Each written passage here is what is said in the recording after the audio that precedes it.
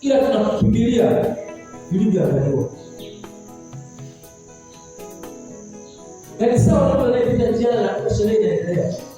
Kwa sababu sherehe inaendelea na yeye inafika kipindi muda wa chakula anapiga ngoma anaenda. Lakini wakati wa maandalizi wa ile sherehe alikimbia. Tusiwe kama hao. Haleluya, haleluya. Lazima tukubali kuandaliwa. Mtumishi wa Mungu, kiu na njaa ya haki ambayo tunaiona katika Mathayo sura ya 5 mstari wa 6. Tumesema hivi inatakiwa kulindwa. Unaweza kuwa na ukoo, usichome kazi ya shetani. Unaweza kuwa na ukoo, usichome kazi ya shetani. Kama mfano ni ngumu, unaweza kuwa nyumbani una gesi, ukapika kitu. Mtu akakwambia niongeza ile gesi.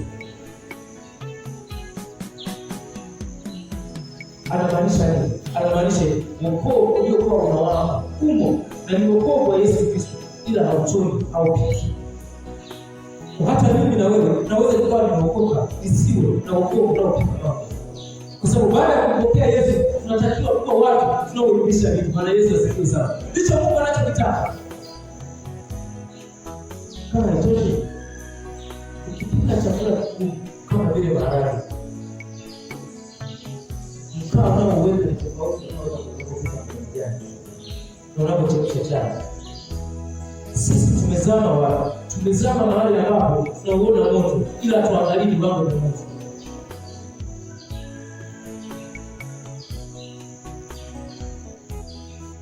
Bwana Yesu asifiwe. Bwana Yesu asifiwe sana. Luka 1:8. Tuangalie namna ambavyo Yesu na Yohana waliongezeka. Luka 1 mstari wa 8. Biblia inasema hivi: yule mtoto akakuwa akaongezeka rohoni, akakaa majangwani hata siku ya kutokea kwake. Yule mtoto baada ya kuzaliwa katika Yesu, yaani wewe baada ya kupokea Yesu, yule mtoto akakuwa akaongezeka nini? Mungu wapi? Rohoni. Alafu anasema hivi, akakaa majangwani. Mungu anasema hivi, hata siku ya kutokea kwa Israeli. Yaani Yohana alikuwa anachukua kama mtabiri wa Yesu, alikuwa akaongezeka kwenye ukuu wake. Yesu alikuwa akaongezeka hata alikuwa bibi na wewe. Hata hivi ndiye mwamini Yesu, isipokuwa katika neema ya Bwana na kuongezeka Mungu roho, hakuna anaweza kutokeza.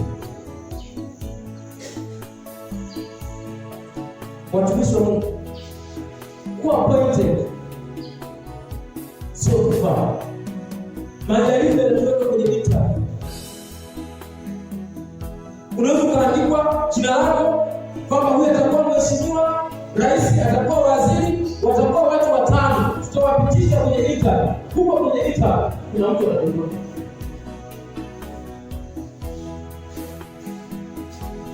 Kwa lugha nyepesi, unapozidi kukimbia moto ndipo unapokataa kuwa dhahabu ile safi. Dhahabu lazima ipite kwenye moto. Yesu amefufuka baada ya kufa. Kwa ufupi, Yesu amesimama kwenye mauti iliyokuwa inanitesa mimi na wewe, ili mimi nisife tena, ili mambo yangu yasife tena. Kwa hiyo Yesu asingekufa, hakuna mimi. Haleluya, haleluya. Basi kwa lugha nyepesi, Yesu hakufariki, alikufa akafufuka.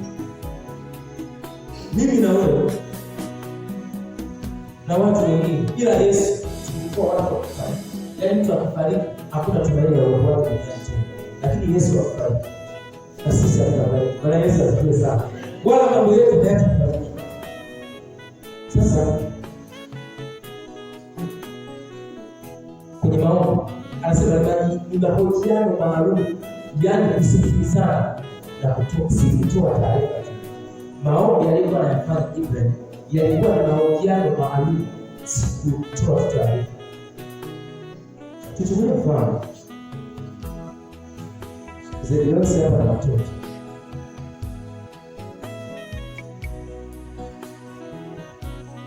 Mtoto atafanya nini kwamba baba daktari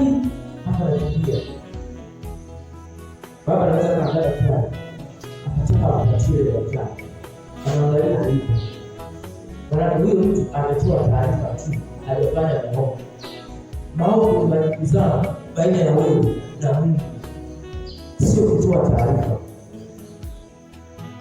Ibrahim alikuwa anajibizana na Mungu, hakutoa taarifa. Mungu, naomba. Alafu aupo. Kwa mzazi unaweza kama miaka tano anataka ampatie mtoto, akikuwa kuna mtaifa. Anarudisha daktari pale kwa kifaa. Tena ile mtoto akarudi mara ya tatu. Akasema, "Naomba daktari." Akaondoka. Mzazi akatoka na daktari akataka mpe alipo. Biblia inatufundisha hivi. Maombi si kuomba mara nyingi. Maombi ni kuongea na Mungu mara nyingi, yaani kuhojiana kuzana. Biblia inasema hivi, haya ndio tusemezana. Dhambi zenu zitakapokuwa nyekundu kama zitakuwa nyeupe kama theluji. Biblia inafundisha kwamba maombi si haya, si kumpa Mungu kesi kwamba nimeomba atajibu mwenyewe. Hapana, maombi ni majibizano. Haleluya, haleluya. Baibu, unapokuwa unaomba umepiga magoti mbele za Mungu, jambo la kuzingatia, omba, halafu funga macho katika hali ya utulivu. Upo katika dialogi ya Mungu, unamsikiliza Mungu anasema nini kwenye kile unachokiomba, au utakuwa kawaida katika Yesu. Haleluya, haleluya. Bwana Yesu asifiwe. Ibrahim aliongea, lakini sisi Baba, katika jina la Yesu, katika jina la Yesu, nakataa magonjwa, sina katani na nini. Mungu anakuja na majibu. Watumishi wa Mungu, hata wale tunaowaomba, kuna muda tunachokiomba wanasema uko sahihi, lakini hauko sahihi. Nenda kufanya 1, 2, 3. Jiulize, kitu gani kilimwelekeza mtumishi wa Mungu Ibrahim kuwasindikiza wageni? Usikivu. Hapo Mungu anajua, anasema kwamba mfiche nini mtoto wangu Ibrahim, nitakayempa mataifa, na kipa kupitia yeye mataifa yote yatabarikiwa. Mimi na wewe kwa nini tunafichwa? Kuna jambo kidogo. Bwana Yesu asifiwe sana. Lakini pia nasema kwamba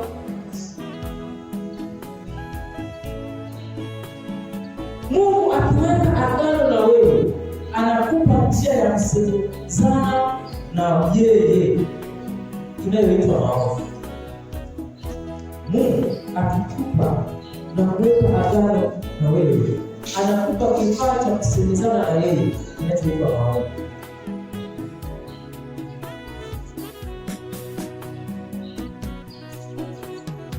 Usiruhusu shetani afanye fikra zako. Mwalimu mbaya akishafanya fikra zako kwa wakati usiba, anakuja na ziashiri.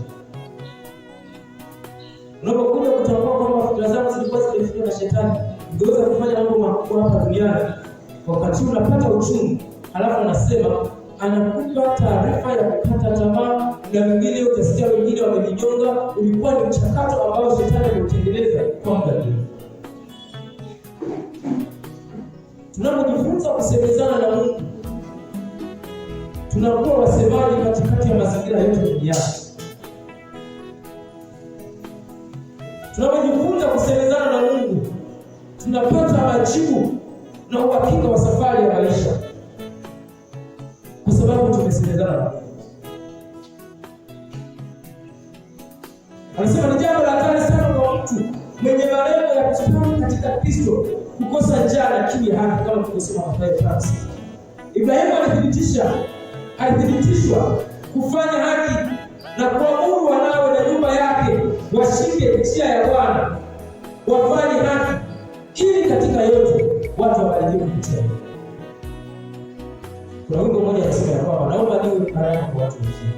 Kuwa baraka kwa watu wengine ni kwa sababu umekuwa mtu mwenye uwezo wa tamko la milele na kuzishika raha.